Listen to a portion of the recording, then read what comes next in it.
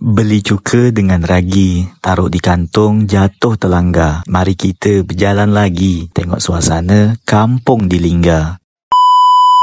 Apa khabar Ikak semua? Sekarang kami nak ajak Ikak tengok suasana kampung yang ada di Lingga. Ikak pasti tahu kalau tengok awal dari video ni. Tentunya kami sekarang berada di Kampung Musai. Kampung ni terletak di Kecamatan Lingga, Kabupaten Lingga, Provinsi Kepulauan Riau. Kalau orang Daik pasti dah tak asing lagi kan dengan kampung yang satu ni. Pada kesempatan kali ni, kami hanya melintas saja di kampung ni. Kami tak ada masuk ke dalam-dalam gang yang ada di sini.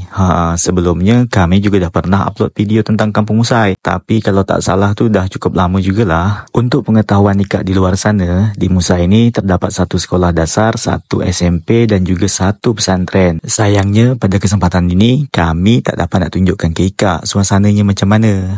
Jadi cuma inilah yang dapat kami tunjukkan. Mudah-mudahanlah suatu saat nanti kami bisa lebih mengeksplor suasana di Kampung Musai sampai ke dalam-dalam gangnya. Orang Musai, kami tumpang lalu dan tengok-tengok ya. Selepas ni, kampung mana lagi yang Ikak nak kami tunjukkan?